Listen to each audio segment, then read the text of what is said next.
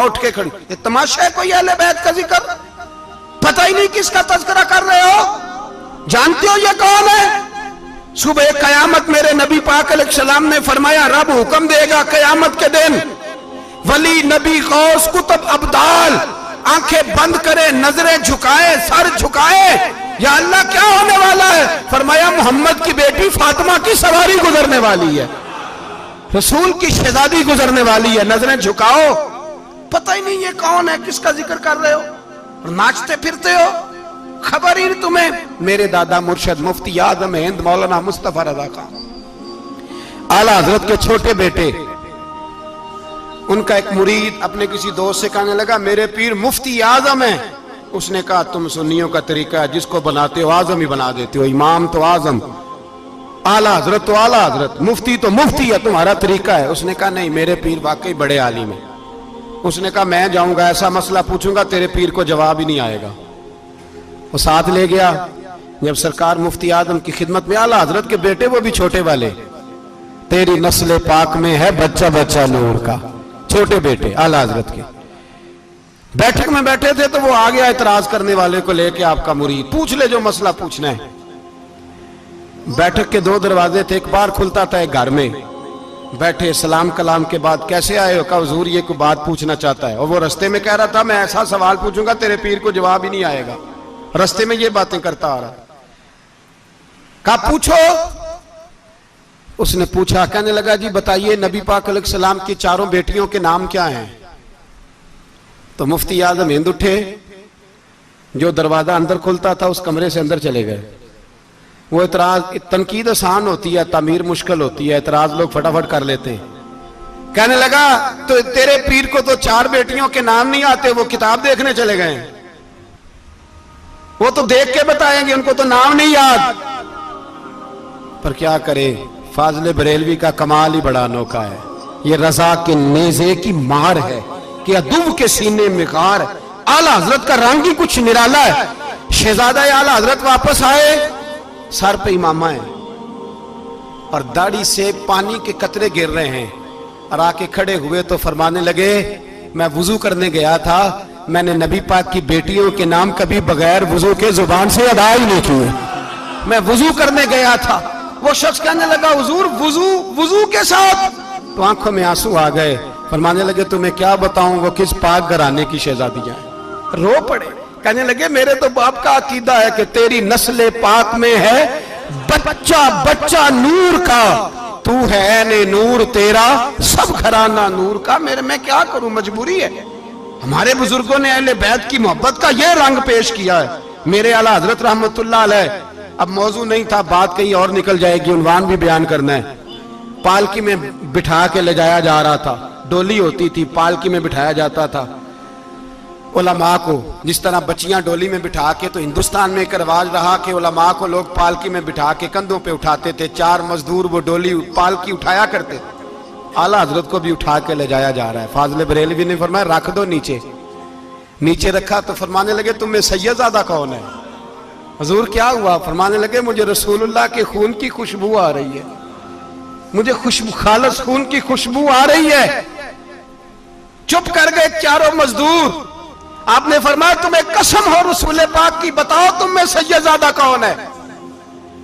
तो एक कमजोर शख्स उठा, कहने लगा हुजूर मजदूर से मजदूरी लेनी चाहिए, जात बरादरी नहीं पूछनी चाहिए। आला हज़रत ने फरमाया शाह जी ये आपने क्या किया, मुझे ही कंधों पे उठा लिया। लाखों लोगों का पीर और हजारों मशाइख और उलमा की आंखों की ठंडक, बरेली के इमाम जिनका कलम उठे तो वक्त के बड़े बड़े सूरमा गर्दनें झुका दे। आला हजरत रहमतुल्लाह ताला अलैह पहले तो अपनी पगड़ी उठा के पैरों में बिछाई, कहने लगे तेरे नाने के नाम पे खाया है, तेरे ही कंधों पे चढ़ गया हूं, वास्ता मुस्तफा का मुझे माफ करो। तो शहजादे ने पगड़ी उठाई, कहा हजरत ऐसे तो ना कीजिए। फरमाया नहीं अभी मेरा दिल राजी नहीं हुआ। फिर उस शहजादे को आला हजरत रहमतुल्लाह अलैह ने पालकी में बिठाया। शहजादा सैयदजादा मजदूर है, बज़ाहिर पढ़ा लिखा नहीं, गरीब है, उनको पालकी में बिठाया और फरमाया एक तरफ से मैं उठाऊंगा, एक तरफ से मेरा बेटा हुज्जतुल इस्लाम हामिद रजा उठाएगा। ایک طرف سے ملک العلماء مولانا ظفرالدین بہاری بخاری کی شرح لکھنے والا اٹھائے گا، ایک طرف سے فقہ حنفی کا انسائیکلوپیڈیا بحر شریعت لکھنے والا مفتی صدر الشریعہ مولانا امجد علی اعظمی اٹھائیں گے۔ چاروں نے جب اٹھایا وہ جا رہے تھے تو مولانا حسن رضا فاضل بریلوی فرما رہے تھے، بے ادب گستاخ فرقوں کو سنا دے اے حسن، بے ادب گستاخ فرقوں کو سنا دے اے حسن۔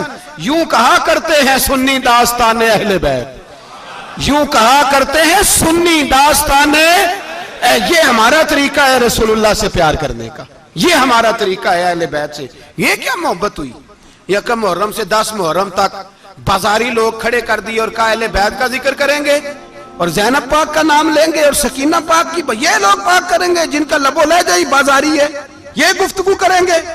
اور بہت سارے ہمارے لوگ دیکھنے چلے جاتے ہیں، اور مجھے شکوہ ہے اپنے دوستوں سے بھی، یہ چپ کر کے بیٹھے رہتے ہیں محرم کے دنوں میں، آپ کا کوئی تعلق نہیں امام علی مقام کے ساتھ۔ کل بھی روزہ رکھیں گے انشاءاللہ، پرسوں بھی روزہ رکھیں گے، اور ہم امام حسین کا دن اس طرح منائیں گے کہ روزانہ قرآن پاک کی تلاوت کریں گے۔ ہم امام علی مقام کی یاد اس طرح منائیں گے کہ حسین تو نے جس سجدے میں سر کٹایا تھا 9-10 کو زیادہ سجدے کریں گے، اور تو نے جو قرآن پاک نیزے کی نوک پہ بھی جاری رکھا، ہم بھی 9-10 محرم سارا قرآن پڑھ کے گزار دیں گے۔ اور امام علی مقام کی فکر کو سمجھے، سوچ کو سمجھے۔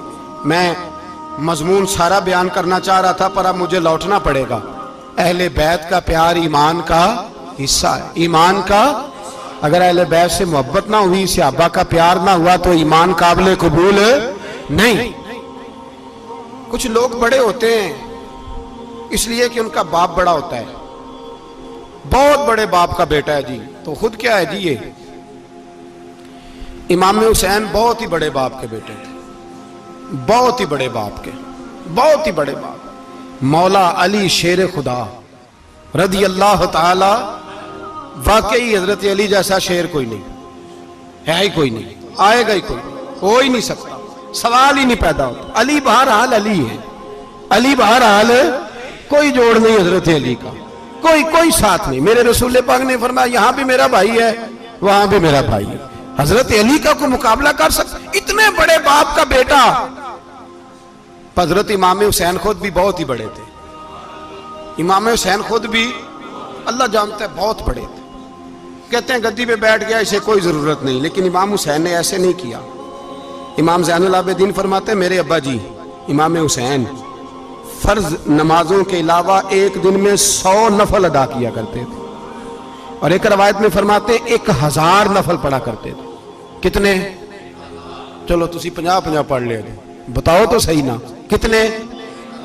تو یہ جو امام حسین کا بڑا نام لینے والے ہیں، یہ تو ان سے پوچھو کہ تم تو نمازیں پوری نہیں پڑھتے، اور امام کا تو تعلق ہے نماز کے ساتھ۔ 9-10 محرم کی ساری رات امام حسین کیا کرتے رہے؟ بولے یہاں لوگ دیگیں کھاتے رہتے ہیں 9-10 کی رات، چرگے کھاتے رہتے ہیں، ساری رات گوشت کھا کے گزار دیتے ہیں۔ امام حسین رضی اللہ تعالیٰ عنہ، بھئی اللہ تو مانا ہوا تھا، حسین پہ سب سے زیادہ راضی تھا میرا رب، لیکن امام علی مقام نے 9-10 کی ساری رات کا اللہ مجھ سے راضی ہو جا، اللہ مجھ سے راضی ہو جا، اللہ مجھ پہ رضا نازل کر دے۔ ساری رات کربلا کی ریت پہ آنسو بہا بہا کے ساری رات سجدے میں گزار دی، تو تماشا کر کے سو جاتا ہے اور کہتا ہے میں بڑا حسینی ہوں۔ امام علی مقام بہت بڑے تھے، عبادت گزار تھے، ریاضت بڑی کرتے تھے۔ امام حسین کے گھر کا کعبہ تھا، اپنا تھا، جو شے قریب ہوتی ہے اس کی قدر نہیں ہوتی۔ سعودی عرب میں بہت سارے لوگ ابھی بھی رہتے ہیں جنہوں نے حج نہیں کیا، کہتے ہیں ادھر ہی چلے جائیں گے۔ ہمارے بہت سارے پاکستانی جن کی ڈیوٹیاں مکے میں لگ گئی ہیں، وہ کبھی ہمیں وہاں ملنے آئے تو ہم کہتے ہیں جناب آپ آتے نہیں، کہتے ہیں آتے ہیں کبھی کبھی، ان کو حرم شریف کی وہ قدر۔ لیکن امام حسین علی مقام کا کردار یہ تھا کہ مدینے سے، دونوں بھائی مدینے سے پیدل جایا کرتے تھے مکے کا حج کرنے۔ کس طرح؟ انہوں نے یہ نہیں کہا ہمیں ریاضت کی ضرورت نہیں، عبادت کی ضرورت نہیں، ہم تو حضور کا خون ہے بخشے بخشائیں۔ پیدل مدینے سے دونوں شہزادے، اور اس طرح پیدل جاتے تھے، ایک دفعہ نہیں 2 دفعہ نہیں 25 حج دونوں نے پیدل مکے جا کے ادا فرمایا۔ 25 حج، تجھے کبھی توفیق ہی نہیں ہوئی تو جہاز پہ جانا بھی پسند نہیں کرتا، تو خیال ہی نہیں کرتا کہ کتنی قدر ہے اللہ کے گھر کی۔ 25 حج۔ اور سخاوت کا یہ حال تھا، سخاوت کا، کہ امام زین العابدین فرماتے 1,00,000 دینار سویرے آیا۔ کتنا؟ سمجھ لیں اربوں خربوں روپے آج کے حساب سے، 1,00,000 دینار۔ اور فرماتے ہیں فاطمہ کے لال دروازے پہ بیٹھ گئے پیسے لے کے، اور لوگوں کو بلا بلا کے نظر دی، فرمایا تھوڑے سے لے جاؤ، تھوڑے سے لے جاؤ، تھوڑے سے لے جاؤ، تھوڑے سے۔ فرماتے زور تک امام حسین نے لاکھوں بانٹ دیے۔ اٹھ کے اندر آئے تو میں نے کہا ابا جی کو 1 دینار بچا لیتے، آپ جب بازو اٹھاتے ہیں تو آپ کے کرتے پہ 17 پیبند لگے ہوئے ہیں، ایک کرتا ہی نیا لے لیتے۔ تو فرماتے میری طرف دیکھ کے کہنے لگے بیٹے یہ نہیں کہا کہ میں لے لیتا کرتا، لفظوں پہ غور کرنا۔ فرمانے لگے بیٹے اگر تو پہلے بتاتا تو پھر میں سوچتا، پہلے بتاتا تو پھر بھی میں یہ نہیں کہا رکھ لیتا، پھر بھی میں سوچتا رکھنا ہے کہ نہیں۔ امام حسین نے سخاوت کی، عبادت کی، ریاضت کی، قرآن پڑھا، تلاوت کی، درگزر کیا، پیار کیا۔ امام حسن کی بات ہے، ایک لونڈی آئی، ہمارے ہاں تو شہزادوں کا اللہ ہی حافظ ہے نا، شہزادے وہ کسی کے بھی ہوں، یہ جو ہمارے سیاستدانوں کی شہزادے ہیں یہ ہم نے خراب کیے ہوئے ان کی گاڑیوں کے پیچھے بھاگ بھاگ کے، اس لیے تباہ ہو گئے۔ پیروں کے شہزادے یہ خراب ہو گئے سارے، اس لیے کہ پیچھے بڑا بھاگتے ہیں۔ امام حسن کے پاس ایک لونڈی تھی، وہ دودھ لے کے آئی، دودھ گرم تھا، آپ کے اوپر گر گیا، اور وہ تھی بھی اسی طرح کی، اکثر کام بے دھیانی میں کرتی تھی، کنیز تھی گھر، دودھ گرا تو وہ کانپنے لگی کہ میں نے کئی غلطیاں کی، اب تو بہت سخت غلطی ہے، گرم دودھ امام پہ پڑ گیا۔ تو امام صاحب نے تلاوت شروع کر دی، امام حسن نے والکاظمین الغیظ والعافین عن الناس واللہ یحب المحسنین۔ فرمایا جو غصہ پی جائیں اور لوگوں کو معافی دے، ان سے تو اللہ محبت فرماتا ہے، ان سے تو اللہ پیار کرتا ہے۔ امام صاحب نے اس لونڈی کو فرمایا جا تو اللہ کی رضا کے لیے آزاد ہے، جا تو آزاد ہے، اب تو لونڈی نہیں۔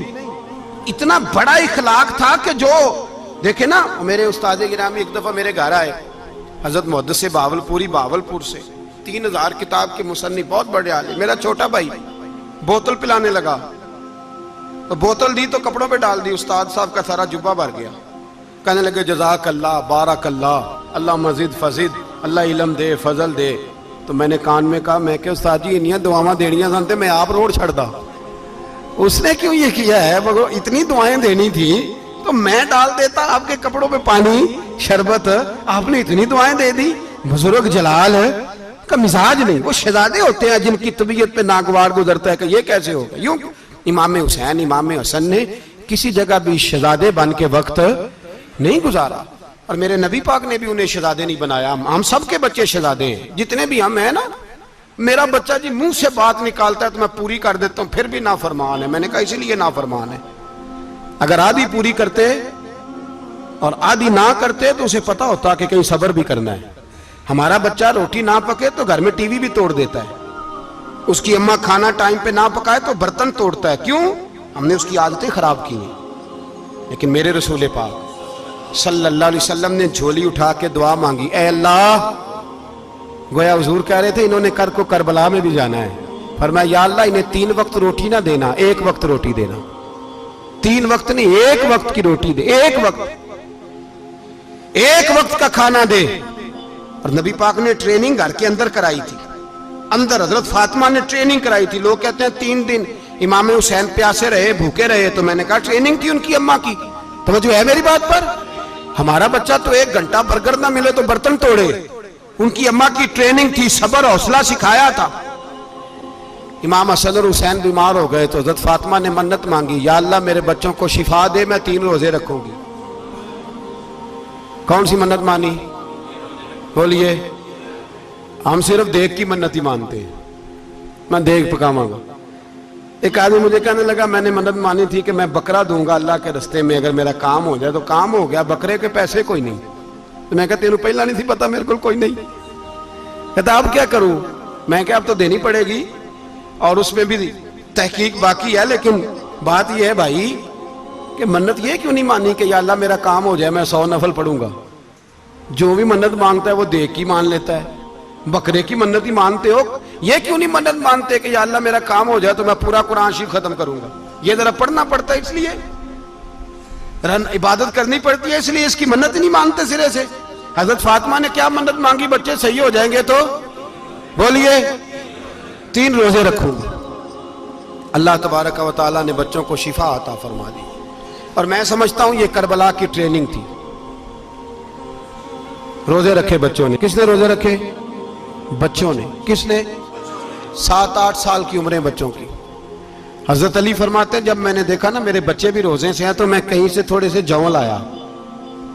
یہ شہزادے ہیں کائنات کے سب سے بڑے۔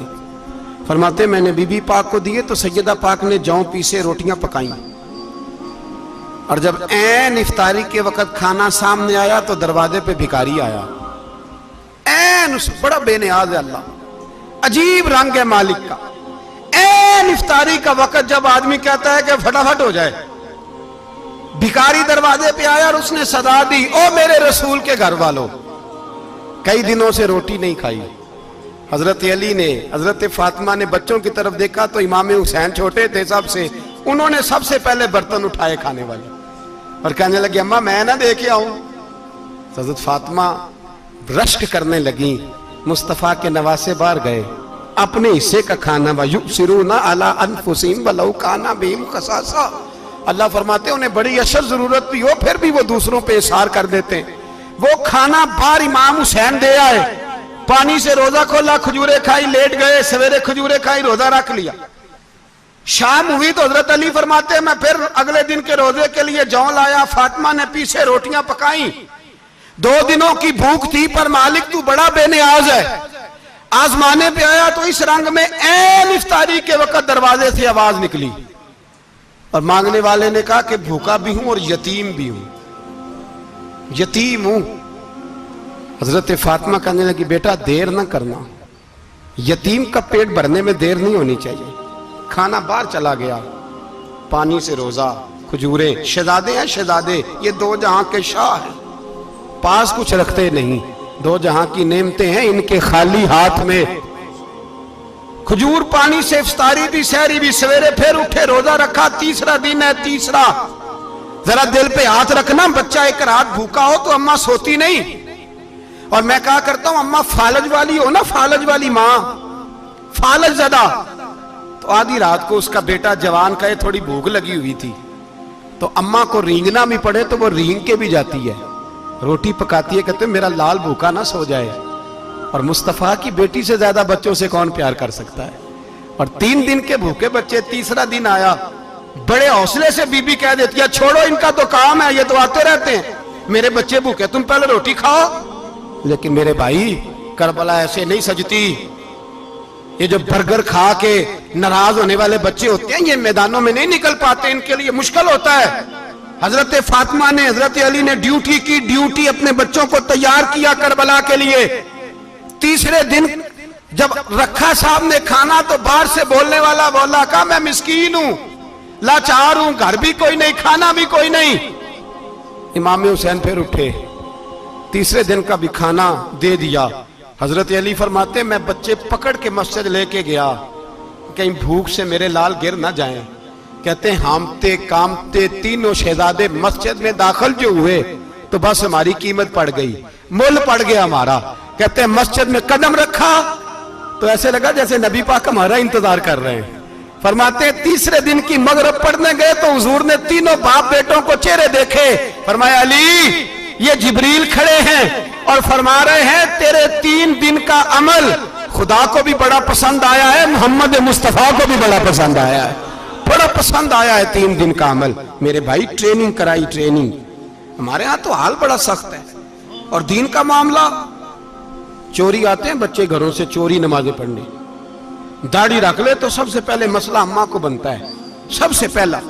انہوں نے ٹریننگ کی، دین کے لیے تیار کیا، ہمتیں بندھائیں، اور رسول پاک علیہ السلام نے خود اپنی بیٹی کی تربیت فرمائی، شہزادی کی۔ کس کی؟ دنیا میں سب سے بڑی شہزادی کون ہے؟ آپ نام لیں گے تو دل ٹھنڈا ہوگا انشاءاللہ۔ میرا عقیدہ ہے حضرت فاطمہ کا نام لے تو اللہ دل کو سکون دیتا ہے۔ سب سے بڑی شہزادی سیدہ، بولیے سیدہ فاطمہ الزہرا رضی اللہ تعالی عنہ. حضرت علی فرماتے ہیں حضور بڑا پیار کرتے تھے حضرت فاطمہ سے.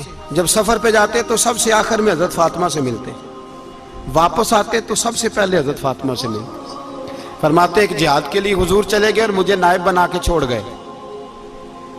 میرے پاس مال غنیمت کے تھوڑے سے پیسے تھے، تھوڑی سی رقم تھی، تو میں نے سوچا کہ میں نے فاطمہ کو کبھی تحفہ نہیں دیا تو ایک زنجیر نہ سونے کی خرید کے دوں.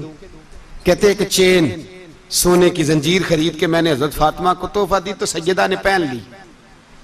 کچھ دنوں کے بعد خبر آئی کہ حضور کل پہنچ رہے ہیں واپس. کہتے میں نے فاطمہ کو بتایا تو مجھے پتا تھا فاطمہ کیا کرے گی. سیدہ نے سارا گھر صاف کیا، ساری تیاریاں کی، کھانے چنے، جو اس وقت ماحول تھا ہر لحاظ سے حضور کی آمد کا انتظار کیا. اور سویرے سے ہی حضرت فاطمہ بیٹھ گئی.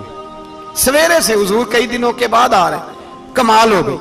فرماتے ہیں جب محبوب تشریف لائے نا، پہلا قدم نبی پاک نے حضرت فاطمہ کے گھر کے اندر رکھا، السلام علیکم کہا، اور شیر خدا فرماتے جناب فاطمہ کو دیکھا اور نبی پاک واپس پلٹ گئے.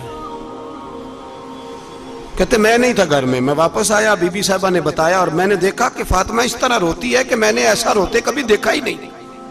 فاطمہ ہوا کیا کا پتہ کرو. حضور چلے گئے پر بغیر ملے ہی چلے گئے.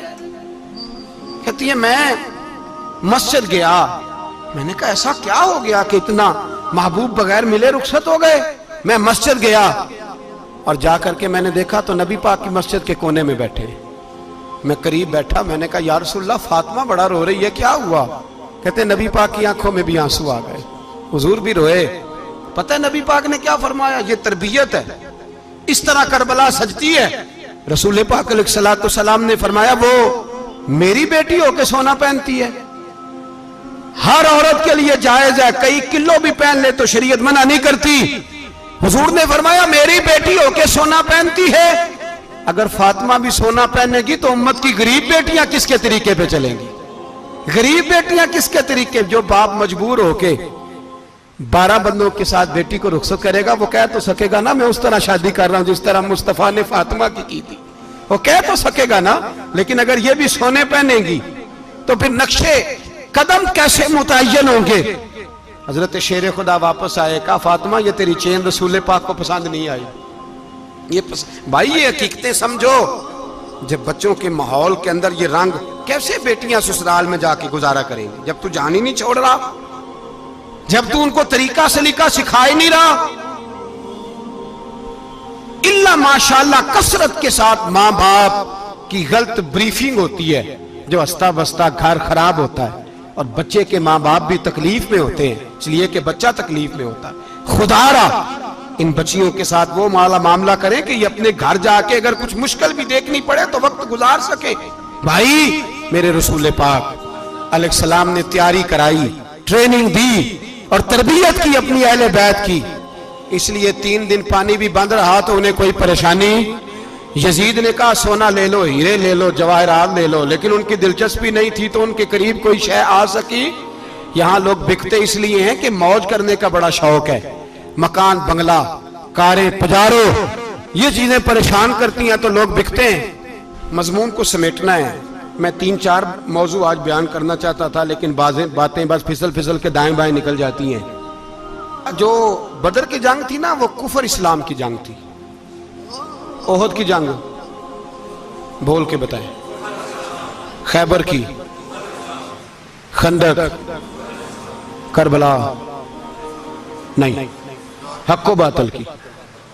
کون سی بولیں؟ نہیں، ایک دفعہ سارے بولیں آپ کو ثواب ہوگا کیونکہ امام حسین کو آپ حق پہ کہیں گے تو اللہ آپ کو اجر دے گا. کون سی جنگ تھی؟ ہمارے حکمران پتہ کیا کہتے ہیں مولوی ہر وقت ہمارے پیچھے پڑے رہتے ہیں، ہم نہیں مسلمان، ہم نہیں نماز پڑھتے. تمہیں تو سورۃ اخلاص نہیں آتی. یزید تو جمعہ پڑھایا کرتا تھا تو جمعے کو خطبہ دیتا تھا. اور عجیب لفظ لکھے ہیں بعض تاریخ لکھنے والوں نے کہ جمعے کا دن تھا تو امام حسین 10 محرم نا جمعے والے دن تھی تو امام حسین کربلا میں باہر نکلے تو آپ نے فرمایا اتمام حجت کر دوں، کوئی یہ نہ سمجھے کہ مجھے تو پتہ ہی نہیں چلا، غلطی سے تیر لگ گیا امام حسین کو. آپ نے فرمایا مجھے بتاؤ تو صحیح مجھے کیوں شہید کر رہے ہو؟ کوئی نہ بتا سکا. تو امام حسین نے فرمایا مجھے کیا ضرورت تھی مدینہ چھوڑ کے، مسجد نبوی چھوڑ کے آتا. میں تو اس لیے آیا ہوں کہ جس کو تم نے حکمران بنایا وہ شرابی ہے. کون ہے؟ وہ رنڈیوں کا ناچ دیکھتا ہے، مجرے دیکھتا ہے، مجرے. وہ اللہ کے حلال کو حرام اور حرام کو حلال کہتا ہے. لہذا مسلمانوں کا حکمران بننے کے قابل ہے یہ امام. اور یہ میں آپ کو ایک نہیں، میں 20 تاریخوں میں دکھاؤں گا کہ یہی خطبہ امام حسین کا، کہ تم نے اللہ کے حلال کو حرام، حرام کو حلال کہا، شراب، زنا، جوا، بدکاری عام کر دی. لہذا یزید مسلمانوں کا حکمران بننے کا اہل. امام حسین خطبہ دے رہے ہیں تو یزید کی فوج سے نا لشکر آوازیں دینے لگا. کیا بلا؟ کہنے لگے حسین جلدی کرو، یا بیعت کرو یا جنگ کرو، دیر نہ کرو، ہمارا جمعہ لیٹ ہو رہا ہے. بلے ہو نمازیو، ہمارا جمعہ لیٹ ہو رہا ہے. جمعہ حسین کو شہید کریں گے، گردن کاٹیں گے، پھر جمعہ پڑھیں گے، نماز پڑھیں گے، اور نماز میں کہیں گے اللہم صلی علی محمد وعلی. یہ نمازی ہیں. اہل بیت کی گردن پہ چھری چلائیں گے، پھر نماز پڑھیں گے اور کہیں گے اللہم صلی علی محمد وعلی. بلے ہو نمازیو. علامہ ہزاروی کہا کرتے تھے بلے ہو نمازیو. کیسے نمازیو کہ اہل بیت کی گردن پہ چھری اور ساتھ ہی اللہم صلی علی محمد وعلی؟ یہ کیسے نمازی ہو؟ یہ آج پوری دنیا کا حکمران اللہ ماشاءاللہ اسی طرح کا نمازی ہے. وہ کہتا میری فوٹو دیکھی نہیں، میں نے عید پڑھی ہے مسجد میں، دیکھا نہیں فوٹو لگی ہوئی تھی، میں نے بھی عید پڑھی ہے، جمعہ پڑھا نہیں میں نے. میرا بھی ابا فوت ہو جائے تو جنازہ پڑھتا ہوں، مولوی مجھے مسلمان کیوں نہیں مانتا؟ میں نے کہا یزید کو کیوں نہیں امام حسین نے مسلمان مانا؟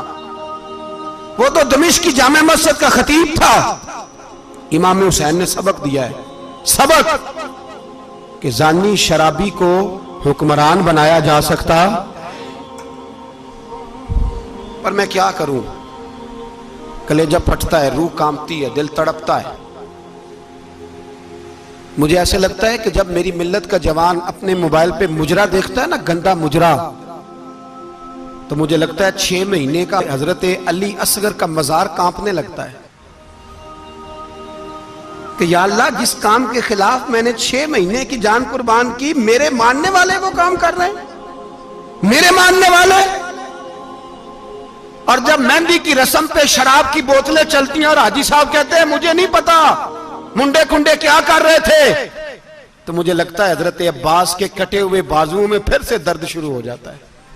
اور وہ کہتے ہیں میں نے جس کام کے خلاف بازو کٹوا دیے، میرے ماننے والے وہ کام کر رہے ہیں. اور جب بدکاروں بے حیاؤں کے نعرے لگاتی ہے قوم، تو پھر جنگل سے صدا آتی ہے امام حسین کی. پھر حسین کہتے ہیں کہ نہیں، ابھی کربلا ختم تو نہیں ہوئی، حسین ابھی کربلا میں، حسین ابھی بھی.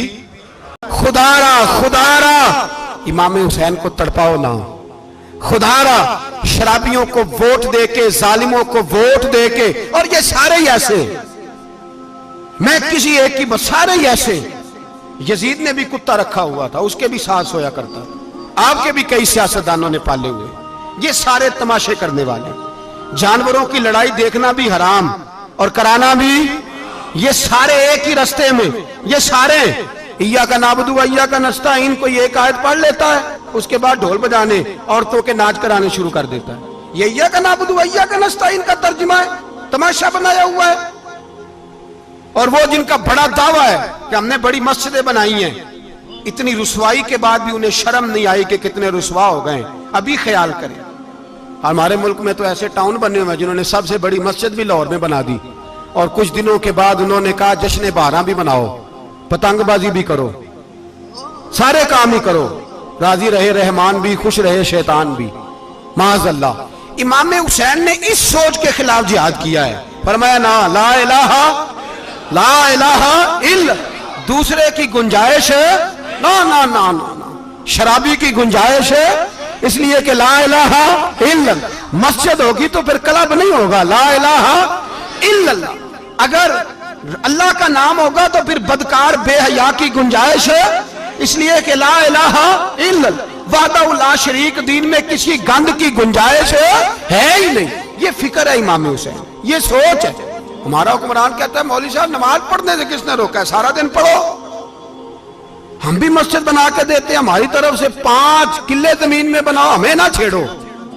शराब कबाब बंद ना कराओ। आप देख ले दुबई के अंदर क्या हो रहा है, शेख ज़ायद इस्लामिक सेंटर बना, इतनी बड़ी मस्जिद देखने को दिल करता है, लेकिन चंद किलोमीटर पे क्लब भी बना हुआ है, सारे तमाशे। बस इमाम हुसैन ने कहा है कि मस्जिदें बनेगी, क्लब नहीं बनेंगे। यजीद कहता था मस्जिद भी बनाओ और शराब खाना भी बनाओ। इमाम हुसैन ने फरमाया ना, शराब खाना नहीं बनने दूंगा। उसने कहा ठीक है, नमाज के वक्त नमाज और सुबह ये। फरमाया ना, ला इलाहा इल्लल्लाह। किस तरह का इमाम हुसैन ने, आपने फरमाया खुद ही का सिर्र ने, हाँ इकबाल तर्जुमा करते हैं, खुद ही का सिर्र ने, हाँ ला इलाहा इल्लल्लाह, खुद ही का तेग फिसा ला इलाहा इल्लल्लाह। अगरचे बुत हैं जमात की आस्तीनों में, पर मुझे है हुक्म अज़ा ला इलाहा इल्लल्लाह। और बहार हो के खिजा ला इलाहा इल्लल्लाह। और फिर बोल पड़े इकबाल और कहने लगे अगर ये दौर अपने इब्राहिम की तलाश में है, ये दौर अपने इब्राहिम की तलाश में, क्योंकि सनम कदा है जहां ला इलाहा इल्लल्लाह। और उसका तर्जुमा उन्होंने कहा था ना, ये दौर अपने इब्राहिम की। हमारे शहर के बुजुर्ग थे शेख अब्दुल सबूर बेग मंशूर हज़ारवी अलैहि रहमा, उन्होंने तर्जुमा किया। वो कहने लगे उस शाह मशरिकैन की, उस नूर ऐन की। मुझे हज़रत साहब का ये शेर बड़ा ही पसंद है, बड़ा ही पसंद है मुझे, उनका ये मिसरा बड़ा ही पसंद है। और मैं उनकी कब्र पे जब उनके इंतकाल के बाद आगे बढ़ा फातिहा के लिए, तो फिर भी मेरे कानों में उनका ये फिक्रा गूंज रहा था। वो कहा करते थे उस शाह मशरिकैन की, उस नूर ऐन की, मतलूब है जहां को क़यादत हुसैन की। हर सू यजीदियों का जमाने में जोर है, हर सू यजीदियों का। देखो बुजुर्ग क्या कहते हैं, हर सू यजीदियों का।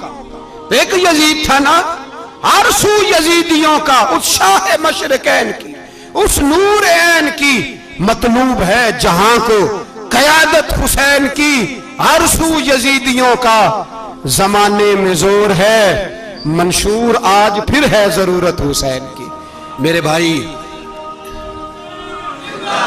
इमाम हुसैन, अब पता क्या किया करें, एक मारूफ नारा है, इमाम हुसैन तो जिंदाबाद है और इंशाअल्लाह वो पहले भी जिंदाबाद थे, कयामत तक की जिंदाबाद है। हुसैन ही तो जिंदाबाद है। आपको सच्ची बात बताऊं, हुसैन ही तो। और कयामत में जब किसी ने उठना होगा ना, उठना, आप यकीन करें जब कमर झुकने लगती है, इमाम हुसैन का नाम सामने आ जाए तो सीधी खड़ी हो जाती है। हुसैन तो अलामत है खड़े होने की। और दुनिया में कतील उससा मुनाफिक नहीं कोई, जो जुल्म तो सहता है बगावत नहीं करता। ये इमाम हुसैन ने हमें बतलाया है कि वो मुनाफिक बेईमान है जो जुल्म सहे और चुप करे, यजीदी के खिलाफ खड़ा ना हो। इसलिए हम कहते हमसे न रकम होंगे कसीदे यजीद के, हम लोग तो हुसैन के सीरत निगार हैं। ये कैसे जिंदाबाद, ये नारा जरूरी है, मुर्दाबाद, इस नारे की जरूरत है, इस नारे की। हुसैन तो जिंदाबाद है, लेकिन हुसैनियत जिंदाबाद। और मुर्दाबाद क्या है, इसलिए कि यजीदियत भी मरी नहीं, यजीद मरा, पर यजीदियत वो सिसकती है, दम तोड़ती है, पर किसी न किसी रंग में, किसी न किसी की शक्ल में उठ खड़ी होती है। इसीलिए इकबाल ने कहा सतीजा कार रहा है अजल से ता अमरोज, चराग मुस्तफवी से शरार बूलहा भी। उसने कहा हर जगह कहीं ना कहीं हुजूर अलैहिस्सलाम की रोशनी से कोई ना कोई लड़ने की। खड़े करो अपने आप को। क्यों जालिमों की मदद करते हो, क्यों बेईमानों के सपोर्टर बनते हो, क्यों उन लोगों के नारे लगाते हो जो यजीदी हैं। हुसैनी बनो, हुसैनी बन के जिंदा रहो। कोई खा नहीं जाएगा, कोई खा नहीं जाएगा। यजीद मर जाया करते हैं और हुसैनियत आज भी जिंदा है और कयामत तक जिंदा रहेगी। जो शराबी है, जानी है, बदकार है, अगर तो आपकी तबलीग पे बाज आ जाए तो ठीक, वरना आपका उसके साथ दोस्ताना रखना भी हराम है। क्या फतवा दिया मैंने, हराम है, हराम। अगर आपका दोस्ताना है तो फिर 9-10 मुहर्रम को देग ना पकाना चावल की, इसलिए कि इमाम हुसैन को तेरी बिरयानी की कोई जरूरत नहीं, तेरी बासमती और छोटा गोश्त संभाल के रखना घर में, कोई आदत नहीं। अगर शराबी, कबाबी, जानी, बदकार से दोस्ताना है, अगर महल्ले के गरीबों को गाली देने वालों के साथ तेरी दोस्ती है तो फिर 10 मुहर्रम को चावल की देग बिल्कुल ना पकाना। اس لیے کہ یہ کوئی تماشا نہیں کہ دوستی قاتل سے بھی مقتول سے یارانہ بھی، کوئی مطلب نہیں اس بات کا۔ امام حسین کو ماننا تو پھر ڈٹ کے مانو، مظلوموں کے ساتھ کھڑے ہو جاؤ، غریبوں کے ساتھ کھڑے ہو جاؤ۔